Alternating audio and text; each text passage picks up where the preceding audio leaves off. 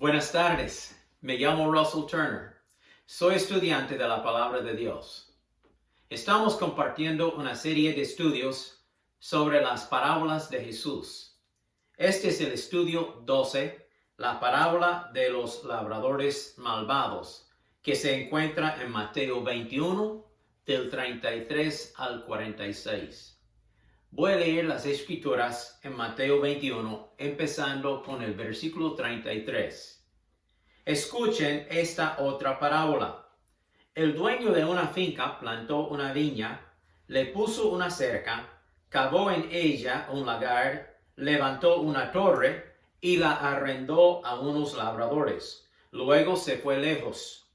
Cuando llegó el tiempo de la vendimia, o sea, la cosecha de uvas, envió a sus siervos para que les entregaran la cosecha. Pero los labradores agarraron a los siervos y a uno lo golpearon, a otro lo mataron y a otro más lo apedrearon. El dueño envió de nuevo a otros siervos, más que los primeros, y los labradores hicieron lo mismo con ellos. Finalmente les envió a su hijo, pues decía: a mi hijo lo respetarán. Pero cuando los labradores vieron al hijo, dijeron entre sí: este es el heredero, vamos a matarlo, y así nos quedaremos con su herencia. Entonces lo sacaron de la viña y lo mataron. Así que cuando el señor de la viña venga, ¿qué hará con esos labradores? Le respondieron: destruirá sin misericordia a esos malvados y arrendará su viña a otros labradores que le entreguen el fruto a su tiempo. Jesús les dijo: ¿nunca leyeron en las Escrituras: la piedra que desecharon los constructores ha venido a ser la piedra angular? Esto lo ha hecho el Señor, y a nuestros ojos es una maravilla. Por tanto les digo que el reino de Dios les será quitado a ustedes para dárselo a gente que produzca los frutos que deben dar. El que caiga sobre esta piedra será quebrantado, y aquel sobre quien ella caiga quedará desmenuzado. Cuando los principales sacerdotes y los fariseos oyeron sus parábolas, entendieron que hablaba de ellos. Entonces quisieron arrestarlo, o sea, capturarlo a Jesús, pero tuvieron miedo porque la gente lo consideraba un profeta. Esta parábola que acabo de leer tiene su base en una historia que se encuentra en el Antiguo Testamento, en Isaías capítulo 5. Voy a leer esta historia también, Isaías 5:1. Quiero cantar ahora por mi amado el canto de mi amado a su viña. Mi amado tenía una viña en una ladera fértil. La cercó y la despejó de piedras, y luego plantó en ella vides escogidas. En medio del campo levantó una torre y además construyó un lagar. Esperaba que su viña diera buenas uvas, pero dio uvas silvestres. Y ahora, habitantes de Jerusalén, hombres de Judá, juzguen entre mi viña y yo. ¿Qué más podía hacerse a mi viña que no le haya hecho? ¿Cómo es que dio uvas silvestres cuando yo esperaba que diera buenas uvas? Pues voy a mostrarles lo que haré con mi viña. Le quitaré la cerca para que sea consumida. Abriré una brecha en su muralla para que sea pisoteada. Haré que se quede desierta. Nadie la podará ni la cultivará. Crecerán en ella cardos y espinos, y ordenaré a las nubes que no derramen lluvia sobre ella. En realidad, la viña del Señor de los ejércitos es la casa de Israel, y los hombres de Judá son la planta en que él se complace. Esperaba él justicia, y solo hay injusticia; equidad, y solo hay iniquidad. En esta parábola primero queremos ver las personas que se encuentran en este drama. Las personas. Habla del dueño de la viña, que representa a Dios mismo. Después, la viña representa el reino de Dios, este mundo, el lugar suyo y mío de servicio a Dios, la viña. El dueño puso un muro alrededor de la viña que representa la protección de Dios. También cavó un hoyo, un lagar, para exprimir las uvas y sacar el jugo. Luego construyó una torre que habla de vigilancia y protección contra el enemigo.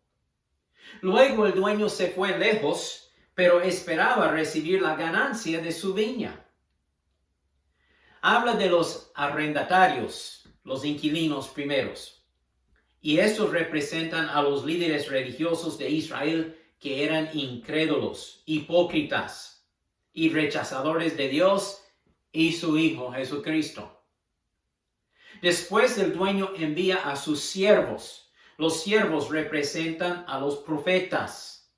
Los profetas primero del Antiguo Testamento, tales como Isaías, Jeremías, Ezequiel, Zacarías, Malaquías y otros. Pero estos hombres fueron rechazados por los incrédulos de Israel.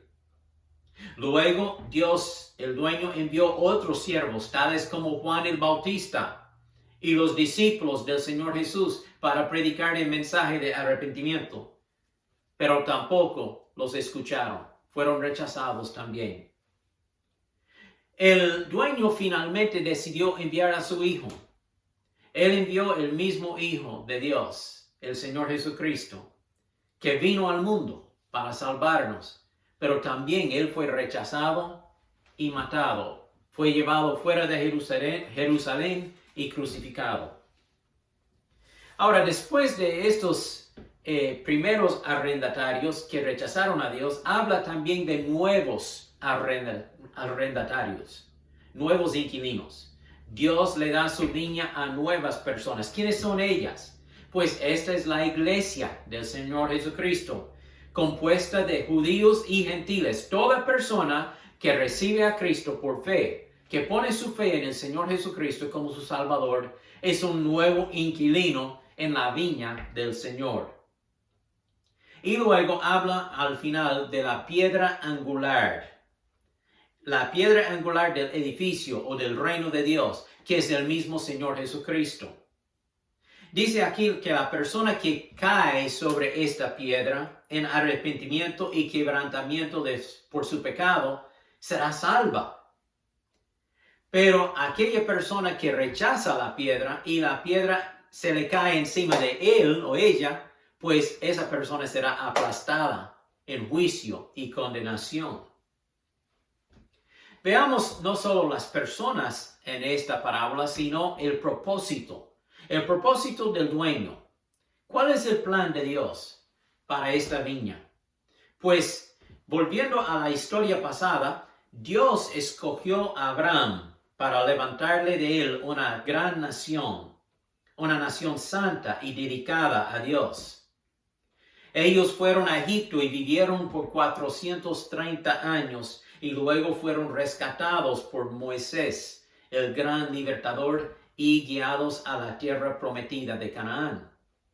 Por casi 400 años, Israel fue gobernado por jueces, Samuel siendo el último juez. Durante este tiempo de unos 400 años, Israel caía en idolatría, Dios le castigaba, ellos se arrepentían, Dios les levantaba un juez o una jueza como Débora, y después esto fue para liberarlos, y ellos disfrutaron la bendición de Dios durante la vida de aquel juez o jueza.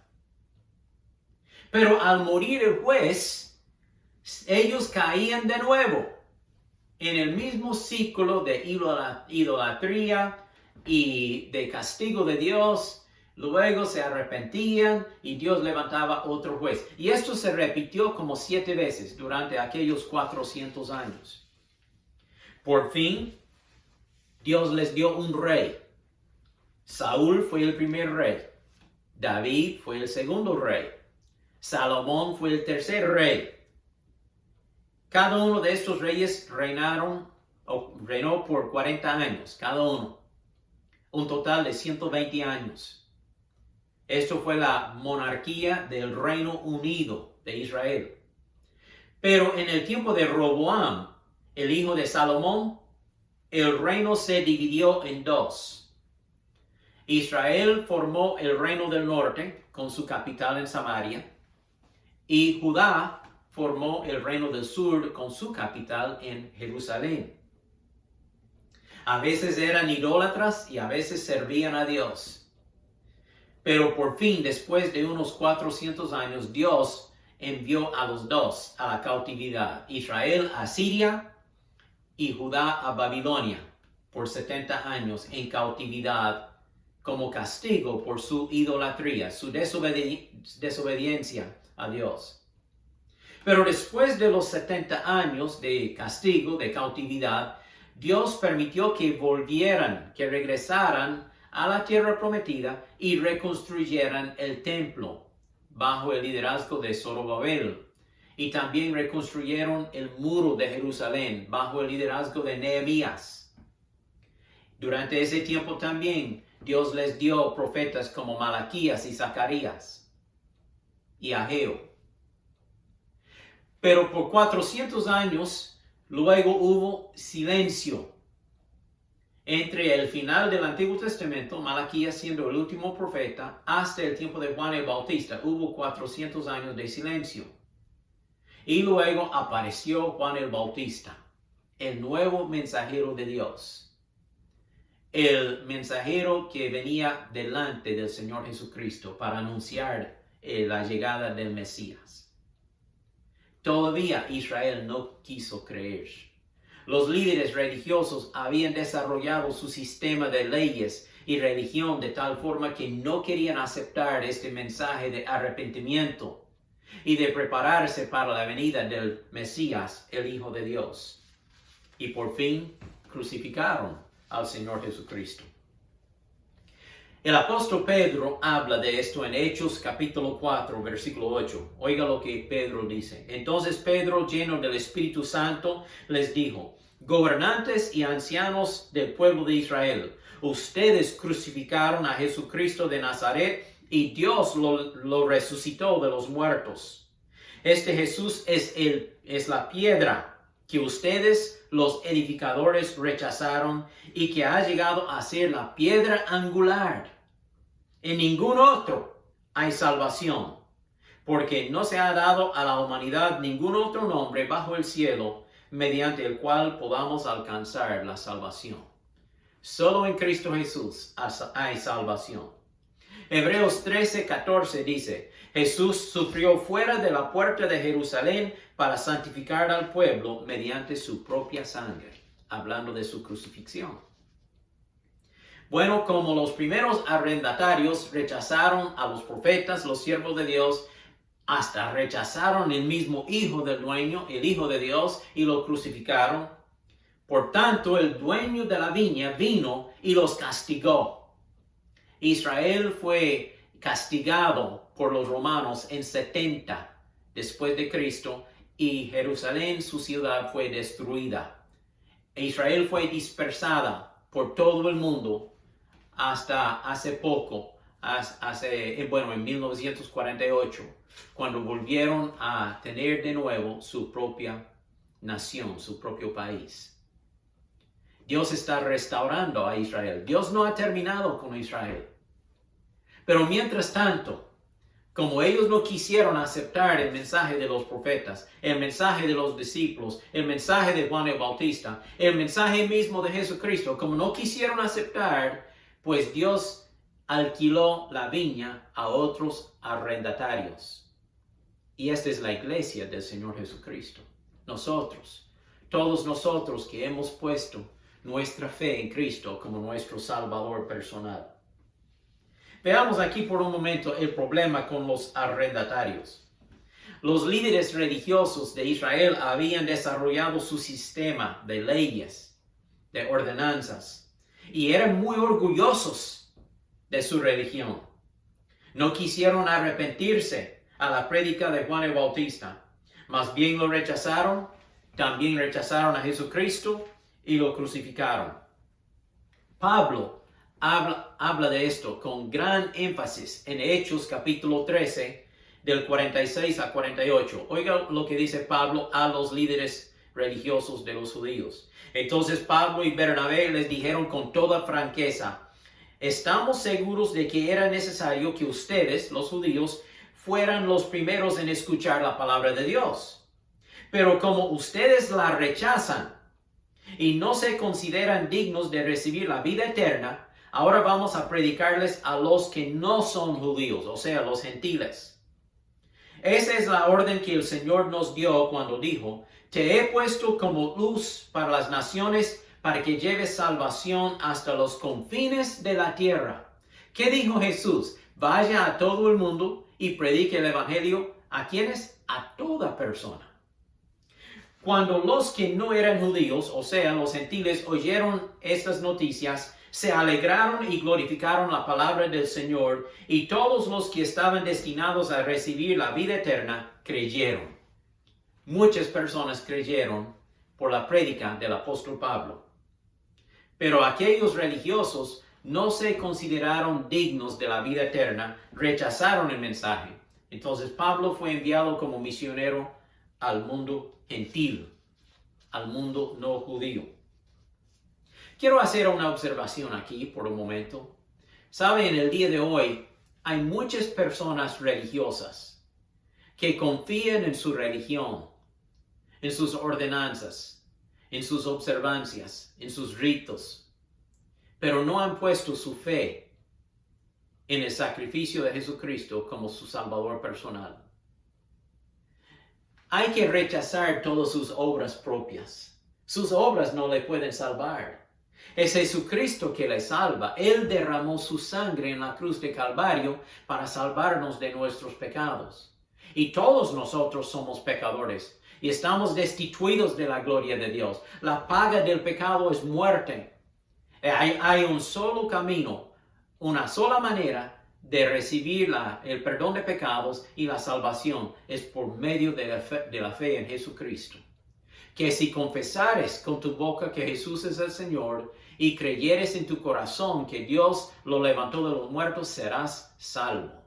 Todo aquel que invocare el nombre del Señor será salvo. Por favor, acepte a Cristo si todavía no lo haya hecho. Bueno, vea el privilegio también de los nuevos inquilinos.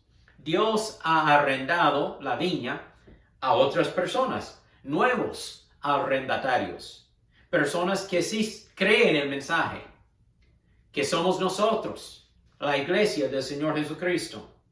Este es el misterio de la iglesia, algo que no se entendía en el Antiguo Testamento, pero fue revelado en el Nuevo Testamento. Que Dios está formando un nuevo cuerpo, la novia de Cristo, la iglesia. Oiga lo que dice Efesios 3:4. Al leer esto, podrán darse cuenta de que comprendo el misterio de Cristo.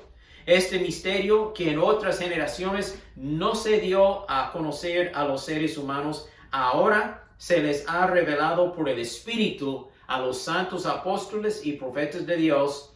Es decir, que los gentiles son, junto con Israel, beneficiarios de la misma herencia.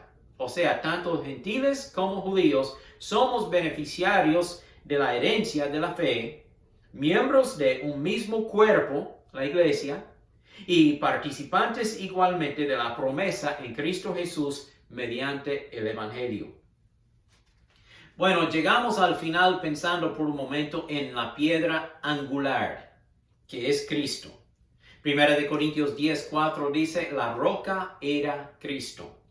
Efesios 2:19 también habla de esta piedra principal. Oiga, en Efesios 2:19 al 22, por lo tanto, ustedes ya no son extraños ni extranjeros, sino conciudadanos de los santos y miembros de la familia de Dios.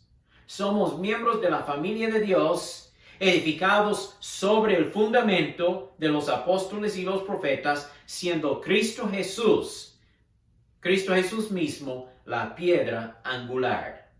En Él, en Cristo, todo el edificio bien armado se va levantando para llegar a ser un templo santo en el Señor.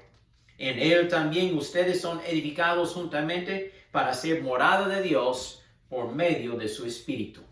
Tenemos la morada del Espíritu Santo en nosotros. Él viene a tomar morada en nosotros. Él vive en nosotros. Somos sellos con el Espíritu Santo de Dios.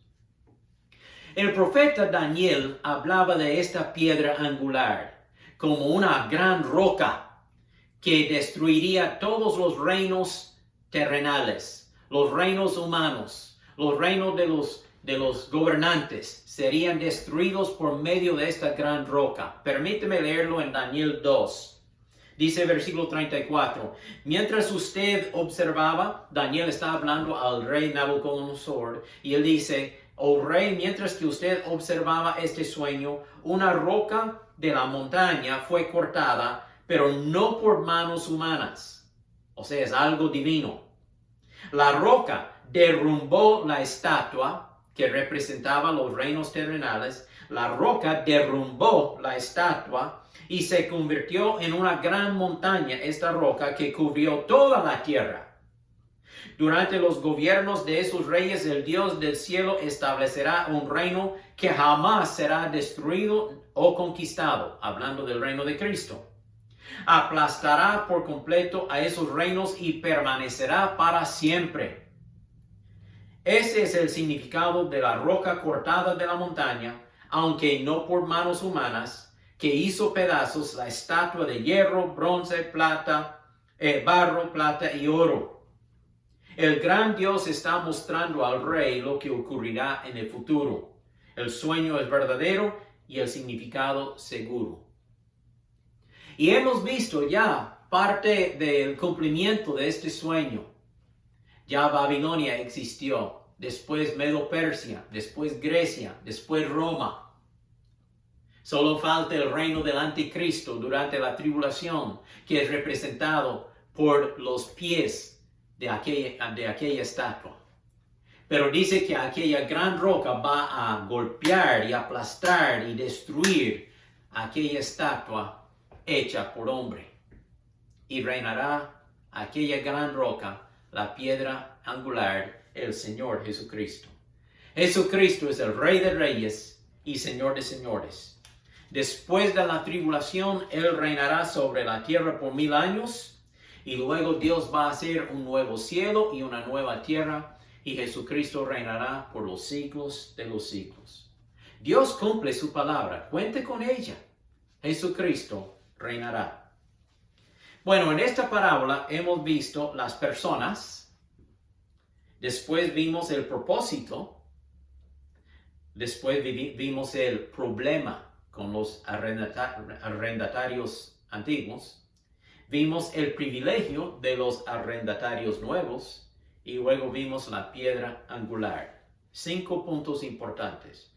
¿Qué podemos aprender? Primero, Dios es muy paciente y nos da mucha oportunidad de arrepentirnos. Dios envió profetas y siervos para predicar y amonestar al pueblo de Israel, pero no quisieron escuchar. Por fin Dios envió a su Hijo, pero lo crucificaron. Hoy día Dios espera con paciencia para que el hombre, usted y yo, podemos arrepentirnos de nuestros pecados y aceptar a Cristo como nuestro Salvador. Pero no presuma sobre la paciencia de Dios. Tarde o temprano vendrá el día de juicio. Hay bendición y comunión en la obediencia a Dios, pero hay maldición y castigo en la desobediencia. Cada persona tiene que tomar una decisión, tiene que decidir por sí mismo. Pero esta decisión que usted toma afectará su destino final, su eternidad. Si va a ir al cielo, si acepta a Cristo, o si va a ir al infierno, si rechaza al Señor Jesucristo. Hoy es el día de salvación. Hoy es el tiempo de servir a Dios. Mañana será el día de juicio. Y será un tiempo de recompensa para los creyentes, pero un tiempo de castigo y condenación para los incrédulos. Ojalá que usted y yo aprendamos las lecciones que Cristo quiere enseñarnos a través de esta parábola de los labradores malvados. Que Dios le bendiga. Padre Celestial, pido tus bendiciones sobre la enseñanza de esta parábola. Que cada uno de nosotros pueda tomar una decisión firme de servirte a ti, de rendirnos a ti totalmente, arrepintiéndonos de nuestros pecados y aceptando a Cristo como nuestro Salvador por fe. Gracias, Jesús, por tu palabra. Te pido esto en el nombre de Jesús. Amén. Que Dios le bendiga. Hasta el próximo.